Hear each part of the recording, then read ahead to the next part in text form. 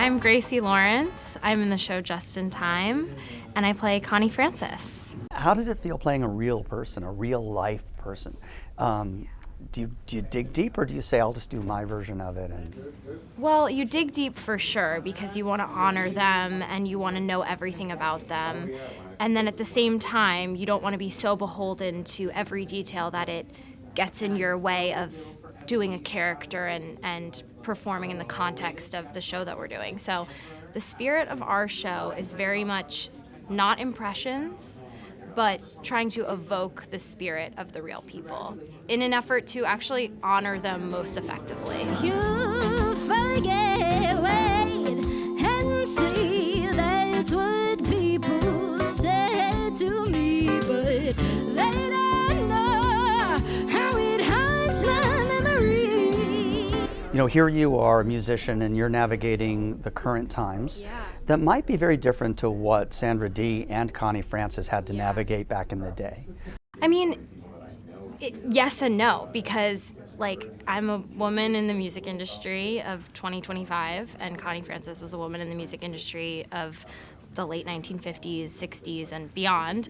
And there's so much that's different. There's so much that I'm grateful for that is different, that women have much more of a seat at the table in the current music industry. But there's so much that's the same, you know, fighting for your opinion to be heard in other ways and being in charge of your own image and all these things that were probably magnified in that time, but they still exist. And so it's relatable, and it's also made me so grateful for how far we've come.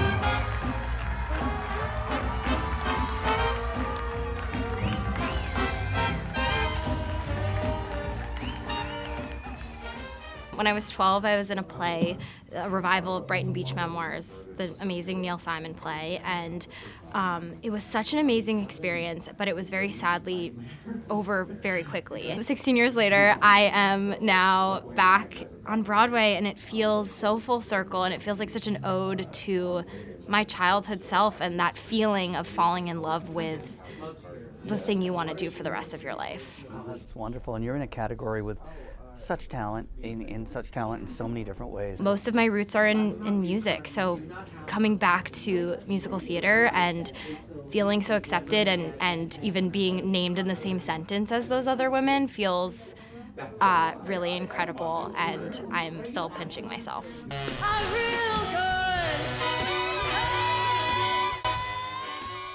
I am Joy Woods, and I play Louise in Gypsy. Gypsy is based off of real people, but it is also a musical fable. The point of reimagining shows, I can't say that we've, maybe not even reimagining, but recontextualizing, is to bring in people that don't know about Gypsy. There are a lot of people that are asking, do we need another Gypsy? And there are people asking, what is Gypsy?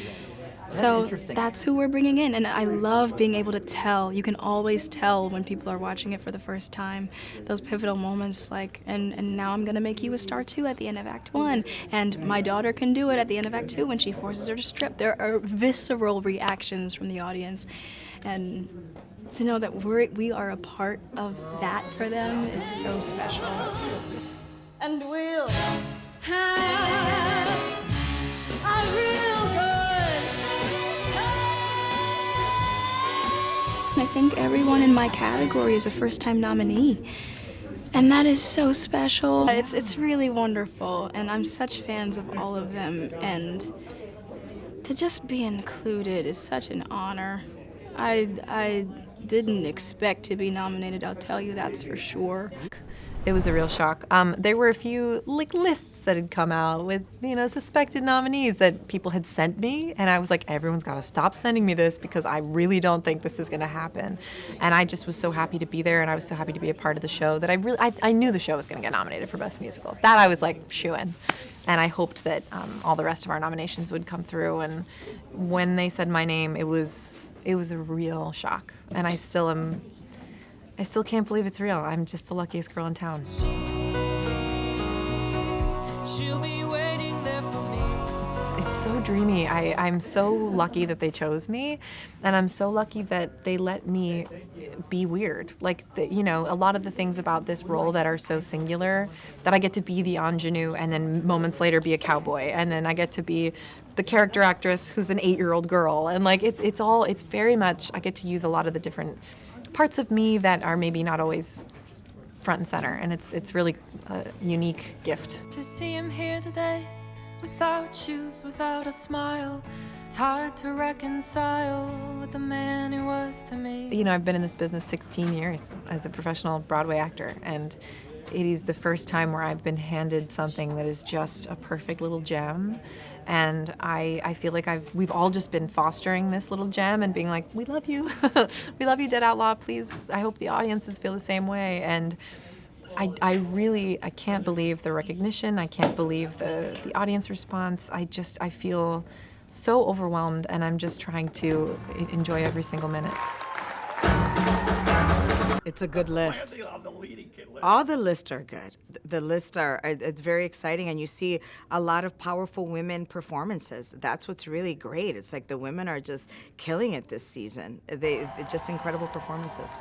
You know, that's the thing about art, right? You want to be inspired, you want to feel something, but also it's about saying something.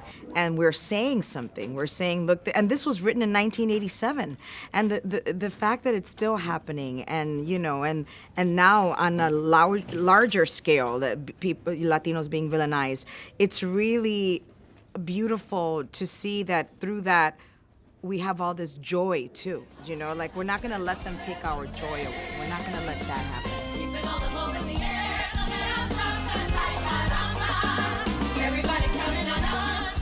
All of these themes are universal, except that one theme belongs to us right now, and it's important to be seen and heard. And look at the popularity of Buena Vista Social Club, because that music is music that no matter what ethnicity you are, you love that music. Who doesn't love salsa? Who doesn't love, you know, Latin jazz and all that stuff? I mean, it's just, we're lovable.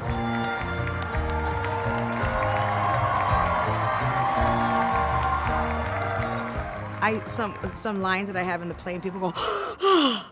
I'm like, yeah, hello, welcome to a Latino household. Young man, you might know my music, but make no mistake, you do not know me. Natalie Benicio Belcon, and I play Omara. You do? You've met the real Omara. Tell me about that right off the bat. Oh my gosh, what do I say? What are the words? There aren't any. I was so excited.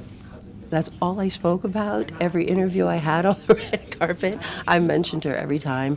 When it finally happened and I saw them bring her in, it was like the heavens opened up.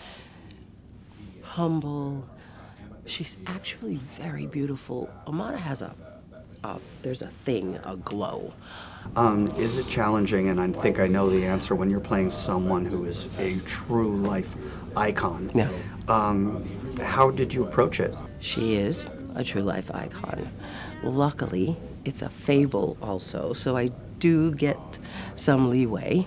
But I wanted to still honor her. So her grace, her elegance, the way she carries herself, and she is actually very down to earth and an incredible sense of humor. So I just wanted to honor those things, and the rest I got to play with. The reception and the reaction to Buena Vista Social Club is remarkable.